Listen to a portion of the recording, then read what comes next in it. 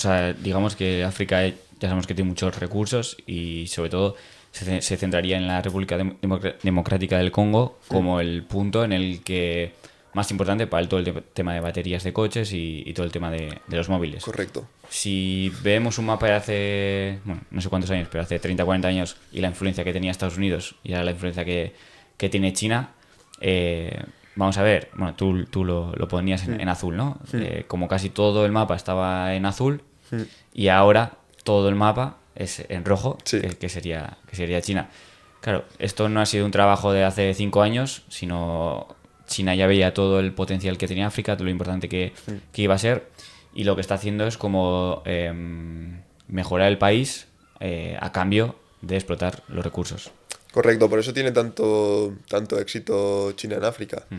Porque al final, bueno, la mayoría de países africanos, sobre todo la población, está harta de que llegue el típico país occidental, país europeo, Estados Unidos y tal, y que su ayuda al desarrollo para esos países sea en efectivo. Yo llego, pago para que tengas mejoras, tal, pero ¿qué pasa? Que en África, sobre todo antes, habían muchos líderes autoritarios. Al final el dinero no se repartía como se tenía que repartir. Si tú pagas en efectivo, gran parte se lo queda el gobierno, digamos, su núcleo duro, por así decirlo, y no se repartía en la población como tal. China ha sabido convencer a lo que es la población africana. ¿Por qué? Porque China llega y te dice, yo no te voy a pagar en efectivo, yo te voy a pagar con infraestructura. Yo te voy a hacer una carretera, te voy a hacer un estadio de fútbol, te voy a hacer una presa.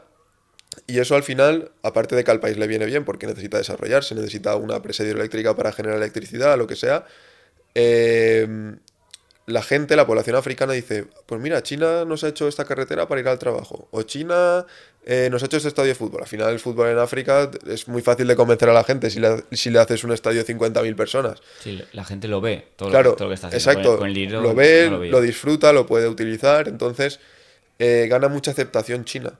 O sea, China al final, preguntas en cualquier país del centro de África para abajo y está mucho mejor aceptada que Estados Unidos.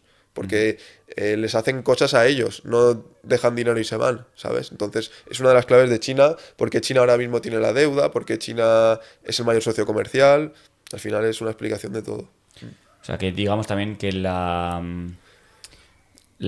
parte que China hace es mejorar la vida de la gente, ¿no? Sí, bueno, En al África, final, sí. dentro de lo que cabe, que esa era mi pregunta también ahora, que no sé hasta qué punto, porque siempre se habla de países externos y parece como que la población de ahí no mejora y parece que todavía tenemos la imagen de que viven en tribus, pero no sé si va mejorando el proceso de alfabetización, modernización, ¿no? De acceso a recursos algo más cotidianos de los que tenemos hoy en día.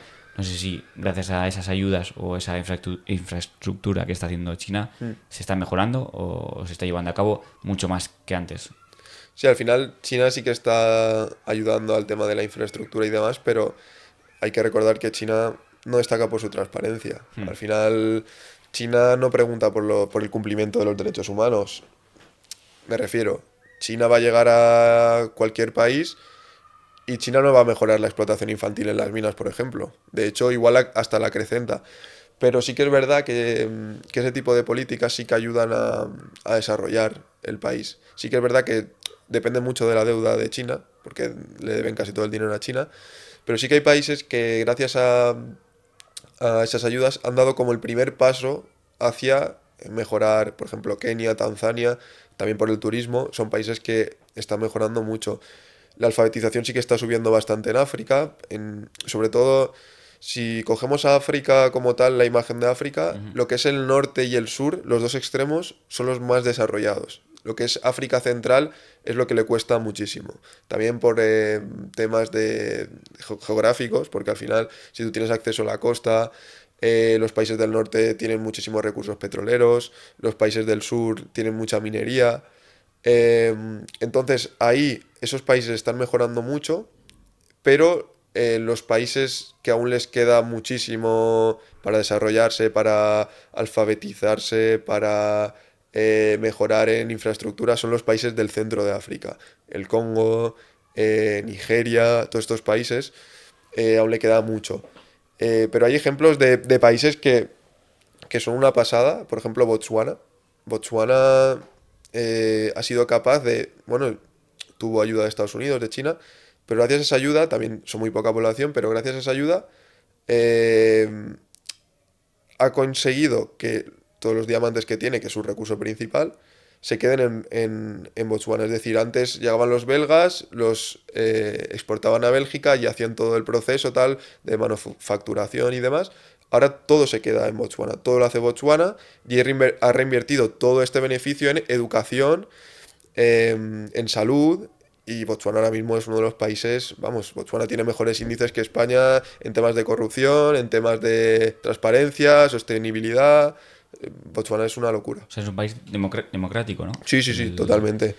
Porque, bueno, ¿cómo está el tema de las dictaduras o en todo el país? Porque, bueno, ese proceso será lento, costoso. Sí, sí, sí, sí. Entonces, Botswana, digamos que es el rara avis, o poco a poco se está dando la democratización de otros países. A ver, es lo que te digo, al final van de sur y norte hacia el centro. Es una cosa que analizo bastante. Eh, por ejemplo, como Botswana, Namibia, que es su país Sí. de al lado, también increíble. ¿Por qué? Porque está invirtiendo mucho en, bueno, tiene mucho uranio, tiene mucho hidrógeno, bueno, ahora tiene proyectos de hidrógeno verde y demás. Está, todo el beneficio que está obteniendo de esto no lo está gastando en tonterías, lo está gastando en educación, lo está gastando en hacer proyectos para la gente, en mejorar sobre todo, o sea, tú ves los gráficos de cómo era la renta per cápita en los 80 y cómo es ahora, y ahora Botswana, por ejemplo, tiene una renta per cápita de $8.000, que es más que Ucrania casi. O sea, Ujú. un país que era pobre, ahora mismo es un país que en 20 años puede ser mejor que los países europeos. O sea, tiene unos índices brutales. Em, Después también Ghana, que Ghana se habla poco. Ghana está también mejorando muchísimo en ese aspecto. Tiene un gobierno democrático, están invirtiendo bien. También mira mucho qué tipo de inversiones entran en el país. China, no le gusta mucho China. También Gabón. Gabón. A ver, son países también que tienen un componente muy importante que es poca población. Ya. Porque en África, como estamos viendo, la población va a tener un crecimiento brutal. O sea, ahora son 1.200 millones de habitantes. En 2050, dentro de 25 años, van a ser 2.500, es decir, el doble. Porque Va a ser se brutal. prolongará la edad, ¿no? Exacto. Pero países, por ejemplo, como Namibia, Botswana, tienen un crecimiento negativo, como los países europeos, en gran Mm. parte por la educación, ¿sabes? Entonces, como han invertido en educación, ellos saben que lo mejor no es tener 4 hijos por persona. Entonces, gracias a eso, estos países después van a tener, yo creo, un problema grave con la inmigración, porque tienen países alrededor que tienen mucha población, pero son países que lo están haciendo muy bien en ese sentido. Y la clave de su éxito también en parte es que tiene muy poca población.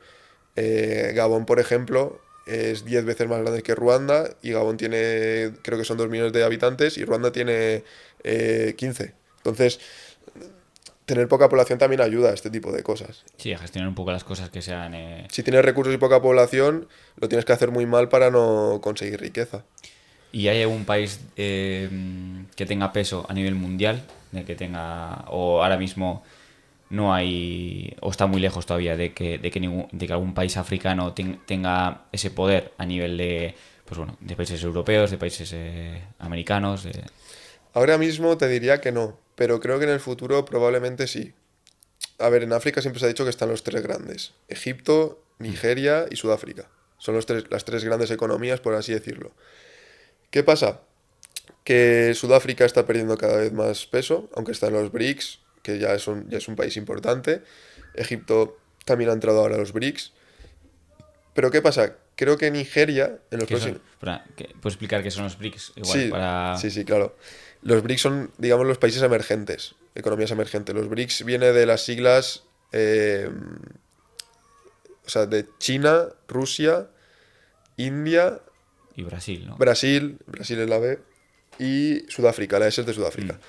Entonces, son economías emergentes que están muy industrializados, que producen mucho. Entonces hicieron un grupo, esos países, para, digamos, favorecer el desarrollo. Aunque ahora han añadido a muchos. Han añadido a Etiopía, han añadido a Egipto. Sí, digamos que es como lo contrario a la OTAN. No a la OTAN, sino van un poco Sí, a la son otra parte del mundo. divergentes, digamos, Sí, un poco. Son bloques diferentes.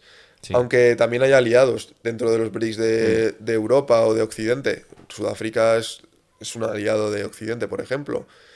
Eh, Se ha movido muy bien los BRICS porque han incluido a muchos países, Emiratos Árabes, que tiene producción petrolera muy grande.